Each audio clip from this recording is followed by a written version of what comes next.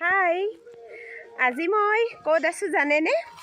তাকে দেখুৱাবৰ বাবে আজিৰ ব্লগটো বনাইছোঁ আৰু চাই থাকিব শেষলৈ। আজি আপোনালোকক গহনা নহয়, আন এটি বিশেষ দেখুৱাব বিচাৰিছোঁ। সেয়া হ'ল 30 বছৰীয়া আমাৰ খেতি। 30 বছৰ আগৰ পৰাই আমি এটা ঠাইত খেতি কৰোঁ। আমি বুলি ক'লে ভুল হ'ব, মই এই 9 বছৰেহে পাইছোঁ। মোৰ শহুৰ দেউতাৰ চাকৰিৰ দিনতে লোৱা এটা প্লট, পশ্চিম গেৰিমাৰী, মঙলদৈৰ পশ্চিম গেৰিমাৰীৰ চাপৰি অঞ্চলত মঙলদৈৰ প্ৰায় 18 বিঘা মাটি তেওঁৰ চাকৰিৰ দিনৰে। তেওঁ যেতিয়া সুস্থ আছিলে তেতিয়াৰ দিনৰ পৰাই এই ঠাইখিনিত খেতি কৰি আহিছিলে আৰু তেতিয়া ধান ৰুইছিলে। কিন্তু মই যেতিয়াৰ পৰাই বিয়া হৈছোঁ তেতিয়াৰ পৰাই পাইছোঁ ইয়াতে সৰিয়হ ৰোৱা হয়, ছানফ্লাৱাৰ ৰোৱা হয়, মাকৈ ৰোৱা হয়। আৰু সদায়তো আহিবলৈ সময় নহয় বা এওঁলোকৰো সদায় সময় দিবলৈ সময় নহয়, যিহেতু দোকান এৰিবলৈ দিগদাৰী, ব্যৱসায়ৰ লগতে জড়িত। বহুতেতো নাজানে যে এওঁলোক খেতি বাতিৰ লগতো জড়িত বুলি। আচলতে নিজ হাতেৰে কৰিবলৈ নহয়, সময়ৰ অভাৱ। ইয়াতে দেউতাই তেওঁৰ চাকৰিৰ দিনতে এজন মানুহক তেওঁৰ পৰিয়ালৰ সৈতে থাকিবৰ বাবে ঘৰ মাটি বনাই দিছিলে আৰু তেওঁলোকে চোৱা চিতা কৰে, য'ত পানী দিয়া, মেডিচিন দিয়া, এনেবোৰ কাম কৰে।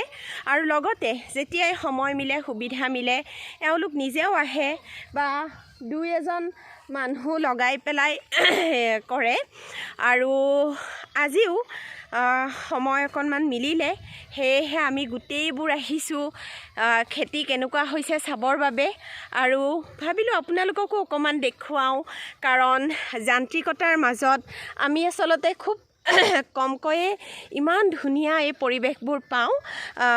আজি সম্পূৰ্ণ যান্ত্ৰিকতাৰ পৰা আঁতৰি কেৱল হালধীয়া আৰু সেউজীয়াৰ মাজত আমি এটা দিন কেনেকৈ পাৰ কৰিছোঁ তাকে দেখুৱাবৰ বাবে অকণমান আপোনালোকৰ বাবে এই ব্লগটো বনালোঁ। চাওক কেনে পায়। আৰু এইবাৰ ছানফ্লাৱাৰো কৰা গৈছে, কিন্তু ছানফ্লাৱাৰবোৰ সম্পূৰ্ণ এতিয়াও ফুলি অহা নাই, কলিবোৰ খুব ধুনীয়াকৈ পেলাইছে। মই আপোনালোকক দেখুৱাম, আহক। এয়া চাওঁ আমাৰ বৰ্তমান মাকৈ, সৰিয়হ আৰু ছানফ্লাৱাৰৰ খেতি। মাকৈ, এয়া মাকৈৰ গছ, খুব ধুনীয়াকৈ সেউজীয়া, কেৱল সেউজীয়া আৰু সেউজীয়া। মোৰ এনেকুৱা লাগিছে যে ইমান দিনে কিয় অহা নাছিলোঁ ইমান ধুনীয়া পৰিৱেশ চাবৰ বাবে। এওঁ সদায় কৈ আছিলে চাপৰিত খুব ধুনীয়াকৈ বেহাৰ ফুলিছে, মাকৈ হৈছে, এদিন যাব লাগিব। কিন্তু সেই আৰু কেতিয়াও আজি যদি ইটো কাম, কালি সিটো কাম, এইবোৰৰ কাৰণে আহিব মিলা নাছিলে। তথাপি নানান মানুহৰতো আৰু ব্যস্ততা থাকিবই, তাৰ মাজতে সময় উলিয়াই আজি অকণমান সময়ৰ কাৰণে বুলি নহয়, অকণমান দীঘলীয়া সময়ৰ কাৰণে আহিছোঁ। এয়া চাওকচোন, কেৱল মাকৈ মাকৈ, বহুত দূৰলৈ এইবোৰ মাকৈ গছ দেখিছেনে? এয়া সেই দূৰলৈকে, চকুৰে চাই শেষ কৰিব নোৱাৰালৈকে এটা ছাইডত সম্পূৰ্ণ মাকৈ। আৰু আচলতে খেতি চাবৰ কাৰণে আহিছিলোঁ, ব্লগ বনাম বুলি ভবা নাছিলোঁ, কিন্তু ইমান ধুনীয়া পৰিৱেশটো দেখাৰ পিছতনো কেনেকৈ নবনোৱাকৈ থাকোঁ, সেয়ে বনালোঁ। কিমানখিনি দেখুৱাব পাৰিম নাজানো, মই হাতেৰে মোবাইলটো যিমানলৈকে কাভাৰ কৰিব পাৰিছোঁ। এয়া চাওক, এয়া কেৱল হালধীয়া, কেৱল হালধীয়া। আৰু সেইটো পশ্চিমৰ ধুনীয়া মাৰ যাবলৈ লোৱা বেলিটো দেখিলে যেন একদম ৰাখি থৈ দিম, ইমান মৰম লাগিছে বেলিটো। খুব ধুনীয়া ৰঙা হৈ আছে আৰু এই বেলিটোৱে যেন এইখিনি সময় আৰু বেছি ধুনীয়া কৰি তুলিছে। বেহাৰৰ ফুলবোৰ একদম যেন জিলিকি উঠিছে। এইয়া দেখিছেনে এয়া ইমান ধুনীয়াকৈ বেহাৰবোৰ ফুলি আছে এয়া বহু দূৰলৈকে কেৱল বেহাৰ বেহাৰ বেহাৰ এয়া চাওক মই দেখুৱাই লৈ গৈ আছোঁ বৰ বেছি ভিতৰলৈকে মোৰ সোমাই যাব ভয়ো লাগিছে পিছাই দেখিব সেয়ে মই এনেকৈ এই মাকৈ আৰু বেহাৰৰ মাজৰ যিটো এই সৰু আলি এইটোৰেহে খোজকাঢ়ি কাঢ়ি আহি আপোনালোকক দেখুৱাই আছোঁ এয়া চাওক আৰু ক্ৰেডিট মোৰ শহুৰ দেউতাৰ বুলিয়ে ক'ব লাগিব বৰ্তমান তেওঁ যদিও অসুস্থ কিন্তু তেওঁ সদায় খবৰ লয় বা যিজন মানুহক দায়িত্ব দিয়ে প্ৰায় তেওঁক ঘৰলৈ মাতি নি সোধে চব ঠিকে কৰিছেনে নাই ঠিকে লাগি আছেনে নাই আৰু যিমান দূৰ তিনিওজন পুতেকে পাৰে নানান ব্যস্ততাৰ মাজত কিন্তু তেওঁলোকে সম্পূৰ্ণ চম্ভালি থাকে দেই সেইটো কিন্তু ক'বই লাগিব ময়ে ভাগ্যৱান চাগে ইমান যান্ত্ৰিকতাৰ মাজতো ইমান ধুনীয়া এখন ঘৰ পাইছোঁ আৰু এয়া হৈছে দীপেন এয়া খেতিত মেডিচিন মাৰি আছে আচলতে ইহঁতৰ প্ৰচেষ্টাৰ বাবে খেতি ইমান ধুনীয়া হয় আৰু এয়া হৈছে চন্দন কানিয়া যাৰ সদায় কানি আমি কৰোঁতে যায় এলেহুৱা মোবাইলত নালাগে ফটো উঠিব এয়া হাতত মেডিচিন নকম কিয় যেতিয়াই দেখোঁ সি ইফালৰ পৰা সিপাক সিফালৰ পৰা সিফাক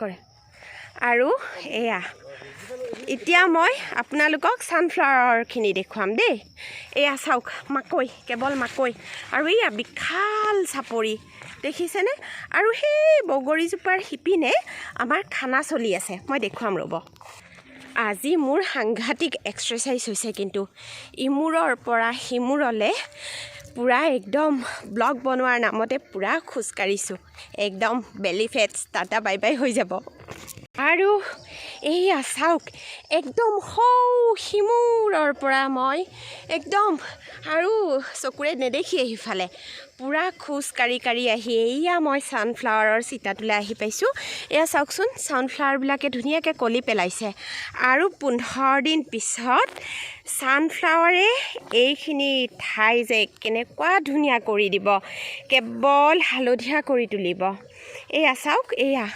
ছানফ্লাৱাৰবোৰ ধুনীয়াকৈ কলিবোৰ ওলাইছে আৰু বেছি দিন নাই খুব বেছিতে আৰু 15 দিন পিছত ধুনীয়া হৈ ফুলিব এয়া চাওক সেয়া দূৰলৈকে কেৱল ছানফ্লাৱাৰ দেখিছেনে কেৱল ছানফ্লাৱাৰ যদি পাৰোঁ যেতিয়া ছানফ্লাৱাৰবোৰ ফুলিব তেতিয়াও মই এটা আপোনালোকৰ বাবে ব্লগ বনাব চেষ্টা কৰিম যদিহে পাৰোঁ আৰু এতিয়া সেয়া চাগে ধৰিব পাৰিছে সেয়া বগৰীজোপাৰ তলত খানা চলি আছে বলকচোন চাওঁ মোৰ নাকত এতিয়া মাংসৰ গোন্ধ লাগিছে বলকচোন চাওঁ কি বনাইছে ইহঁতে দোকানৰ ল'ৰা আমাৰ গাড়ী চলোৱা গোটেইকেইজন মানুহ আজি খানাত ব্যস্ত বলকচোন কেনেকৈ বনাইছে কি কৰিছে চাওঁ একদম ভাল লাগে কেতিয়াবা নানান ব্যস্ততা টেনশ্যনৰ মাজত এনেকুৱা এটা দিনে যেন মাল্টি ভিটামিনৰ কাম কৰি দিয়ে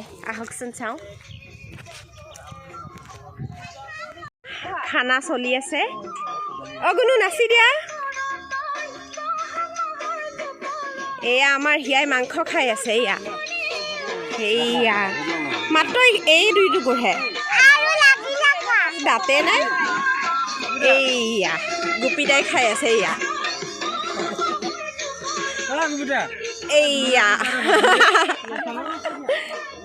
চবৰে লোভ লাগক অকণমান দেখুৱাই দিছোঁ শেষ হোৱাখিনিহে আমাৰ গিৰিন্দই দাঁত চেলাই আছে আৰু ৰাকেশৰ লাজ লাগিছে কুহি চাওঁ মই খাম মই ভিডিঅ' বনাই বনাই নাখাম নেকি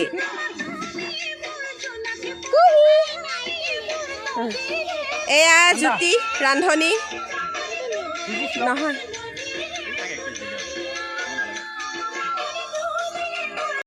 বনভোজ বনৰ মাজত